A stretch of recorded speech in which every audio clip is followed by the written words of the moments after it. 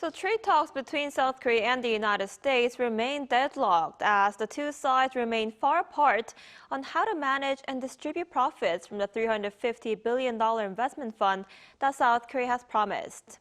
And with tariffs on Japanese auto imports cut to 15% starting today, South Korean companies in the U.S. market are expected to feel the impact. For more on this, we're joined today by Dr. Kil-joo, assistant professor at Korea National Diplomatic Academy. Professor Pan, thanks for joining us this morning. Good morning. Pleased to be here. So the top trade negotiator, Yeo Han-koo, is now in Washington for another round of trade talks, after the industry minister returned home without securing an agreement with the United States. Do you think they'll be able to reach a deal this time?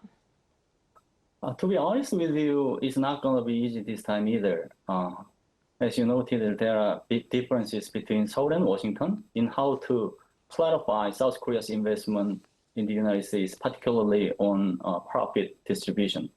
The rock industry minister's comeback without finalizing details shows how big these differences are between the two countries. In particular, Secretary Rotnick urges South Korea to reach an agreement with the United States under similar conditions that the United States established with Japan.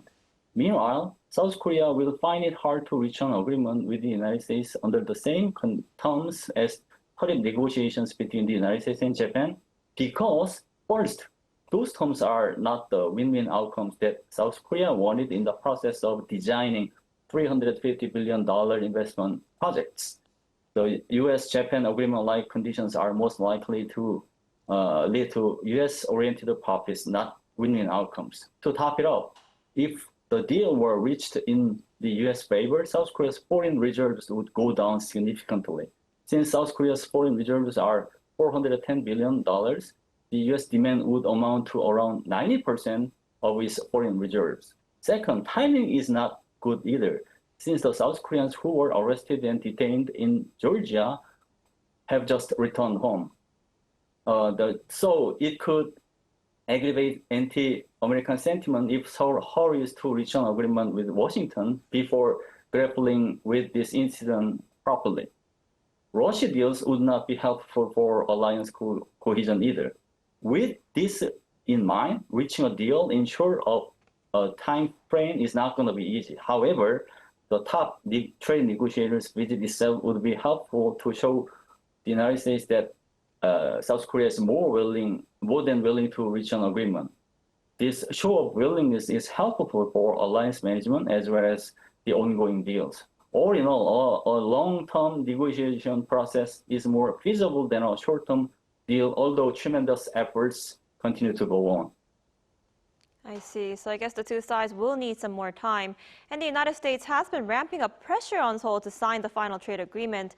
But South Korea has been saying that it will not rush into any deal that undermines national interest. How might the stalled tariff talks affect Seoul's bilateral relations with Washington?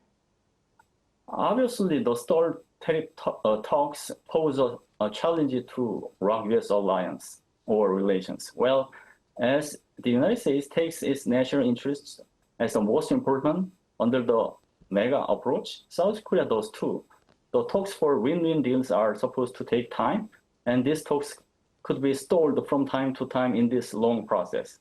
Meanwhile, when the U.S. rush to reach an agreement is taken into consideration, the United States might attempt to make the second case of India or the second case of Canada, which served as the worst case for the bilateral relationship if agreements were not reached early enough. If it takes place indeed, it is not only bad for their economies, but also unfavorable to both national and international security because the stalled talks send a misguided signal to countries in the League of Autocracies, such as North Korea and China. So both South Korea and the United States need to initiate a strategic dialogue between the deal-making efforts as part of risk management. Furthermore, South Korea needs to take advantage of the Make American Shipbuilding Great Again project to step up its leverage over the United States so that the United States will be more flexible with deal-making talks. Inherently, diplomacy is a two-level game where each government should keep an eye on both a domestic audience and a foreign counterpart. So both Seoul and Washington need to share this inherent mechanism of diplomacy through a strategic dialogue. Those efforts are better placed to lead to win-win outcomes for both countries. Moreover, the Georgia incident is obviously terrible and inhumane, but it serves as a driver to fundamentally resolve ingrained problems for their winning outcomes. In this sense, this painful incident provides lessons learned and a rare opportunity for improvement for their relations as well. All in all, the ongoing final trade agreement is not simply tariff talks, but a reference point to determine the cohesion and the health of the ROK-U.S. alliance. Right, and President Lee Jae-myung will be traveling to New York next week for the UN General Assembly, where he could meet with President Donald Trump. Could Lee's trip provide an opportunity for the two countries to perhaps resolve some of their diplomatic issues? Well, the second summit between the two leaders will be short because this diplomatic platform is made under the opportunity of multilateral diplomacy. So this summit would be a little different from the August summit, which took place in the White House. Despite this difference, Washington is most likely to take advantage of this platform in the aim of maximizing tariff profits. In this vein, the second ROK-U.S. summit between the two leaders is feasible with an opportunity of the UN General Assembly, focusing more on reaching a detailed trade agreement. Meanwhile, South Korea could take advantage of the second summit for the diplomatic opportunity to make sure that Trump attends the APEC meeting, which will be hosted by South Korea at the end of next month. In this vein, there are some important issues that South Korea and the United States deal with in the possible diplomatic venue. All in all, I would say that this diplomatic venue is not simply important for the bilateral relationship, but also for regional and international security. Moreover, this diplomatic venue matters in the sense that the UN General Assembly will be held for the first time since the second Trump administration and the Lee administration took office.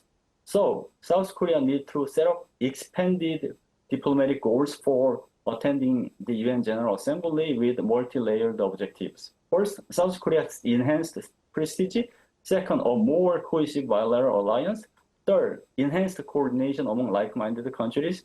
And finally, the re-functioning UN and the normalizing rules-based order. These objectives will help South Korea rise to the global developed strong power that the ROK administration pursues in terms of diplomatic strategy. Right, I guess we'll have to see how the negotiations play out. All right, Dr. Pan, thank you so much for your insight today. We appreciate it. Thanks for having me.